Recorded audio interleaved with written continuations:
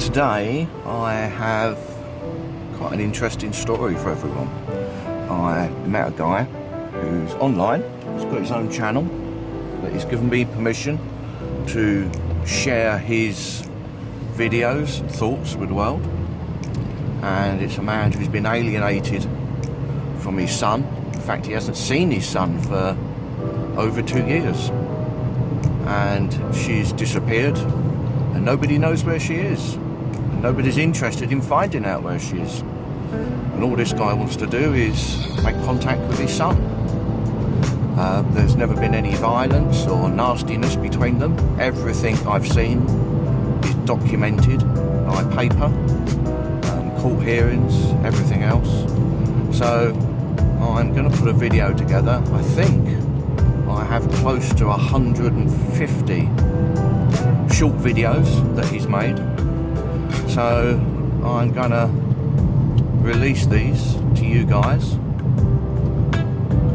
So I'm going to let you have a look and you can give me your thoughts on the situation, how perhaps it could be best overcome.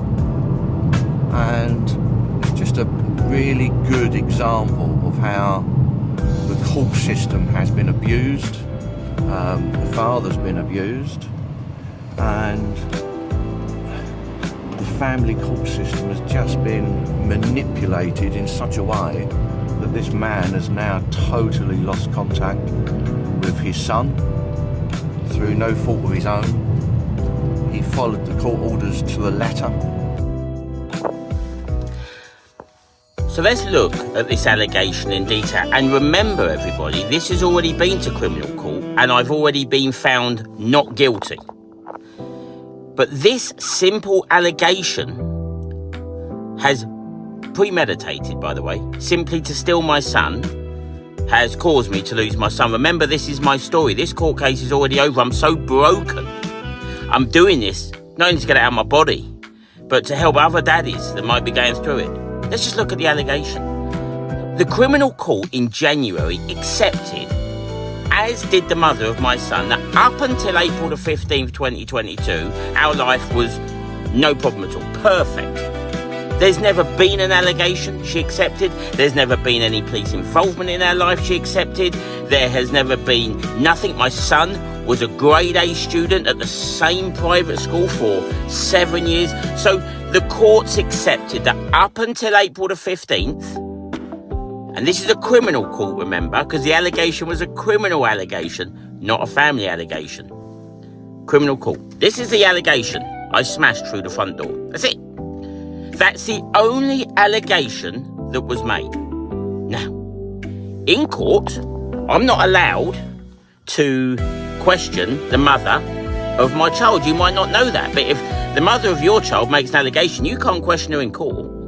So I have to have a person there. Now, when I turned up, I think we're going to talk about her life. He said, we have 7 minutes. That's all we've got. And all we have to prove is that he didn't smash through a door. I said, well, it's easy. I'll just open it with my front door key. There's the door. And let's remember one thing.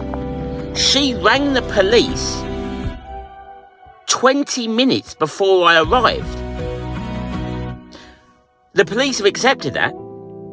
Yet I was arrested for an allegation of smashing through the door. So how would she have known I was going to smash through the door 20 minutes before I arrived? So in court, the guy said to her, why did you ring the police in the first place? And you know what her answer was to that? I didn't want an argument.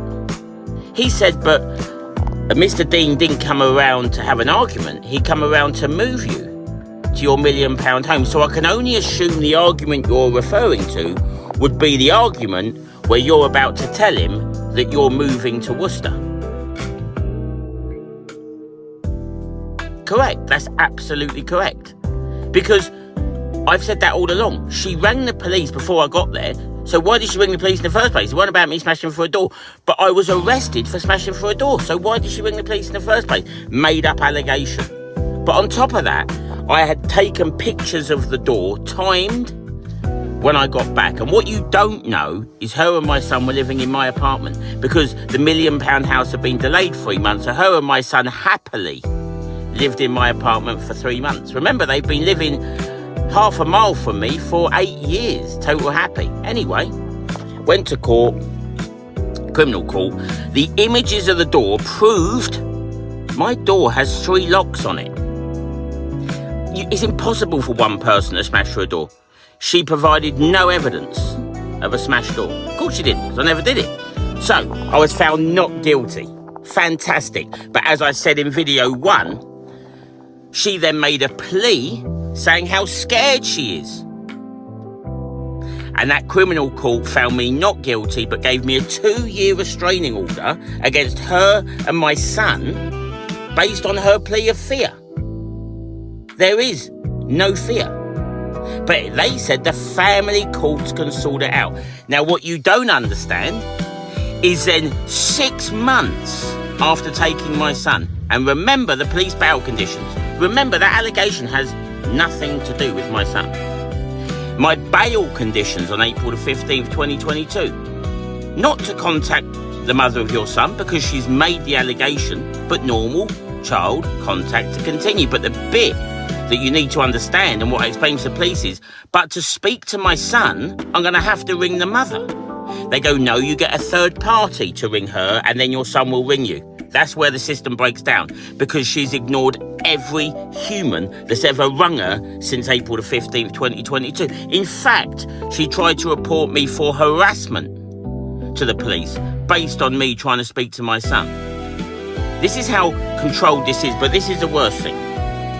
6 months after taking my son with that simple allegation, her making the decision to cut my son off from everyone in his life. Remember, it's not just me that's not heard from my son. His mum, his dad, his cousins, uncles, cousins that loved my son. No one's heard from him. But this is the killer. 6 months after taking my son, and in September, after she had reschooled my son 3 times without my knowledge, she has made claims of fear, domestic abuse, and control and coercion.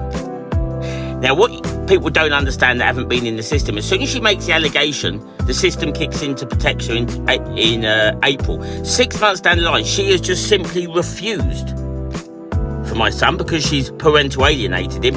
And by them making claims of domestic abuse and control and coercion, the whole system kicks in again. That's what people don't understand. My case is over. I've been fighting this 2.5 years. I'm telling my story. And the point is this, people. That original allegation had nothing to do with my son. The bail conditions said I should have been speaking to my son every single day since that allegation. She just chose to take him and never let him speak to daddy again. And now she's claimed domestic abuse and control and coercion.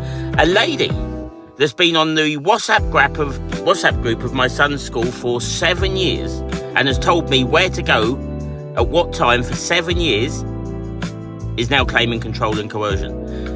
A lady, the domestic abuse, this is her claims of domestic abuse in 10 years.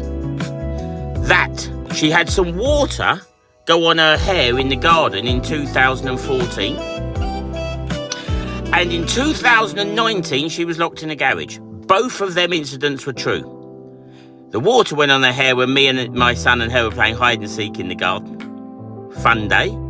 And in 2019, we were playing, we got to find each other. Bit of a similar game, really. And we were trying to hide mummy, and we locked the door. All fun. She has used them 2 incidents to claim domestic abuse. And the nearest I can get to it is, let's say anyone married now, if you've been with your partner 10 years or 15 years, do you know, there will be a point, maybe in your life, you've kicked her in the bum and said, don't be so silly, and you've had a cuddle. Do you know that she could claim that as domestic abuse today? Because Kafkas took that allegation, and in their report, this is what Kafkas wrote. My son, if he has seen water go on mother, and he has witnessed her being locked in the garage, then he is witness to domestic abuse. So she's already made up a story to steal my son. She has shown 6 months, despite police pleading with her to get my son to ring me. They can't force her to. She's then come up with this. Then another year and a half passes and the daddy don't see his son. So we're now at the stage where I'm coming up to 2 years without seeing my son, but my final court case has already been and done. I'm telling you my story. I'm doing this to help other daddies. But at the end of this video, just look at what I've linked. All of these things that she's bought me over the years I used as evidence, and no one even looked at them. So please understand that an allegation of me smashing through a door that has nothing to do with my son, bail conditions that she should be speaking to my son every day, simply allowed her to move to Worcester, surrounded by her family, where I originally met her 10 years ago, and she has cut me off and my family and everyone that's ever known my son since, because that's where she wanted to live. All she had to do was say, I want to move to Worcester. But rather than do that, she had me arrested based on a false allegation, stole my son for 6 months, got to the point where the police were on her to get boys to ring me, and then she made allegations of fear, domestic abuse and control and coercion. And they were the two. Any woman that's been through domestic abuse, just remember, this lady who had £1 million lifestyle is claiming water in her hair 10 years ago and being locked in the garage 5 years ago, a domestic abuse. That's it. Chapter 6 tomorrow.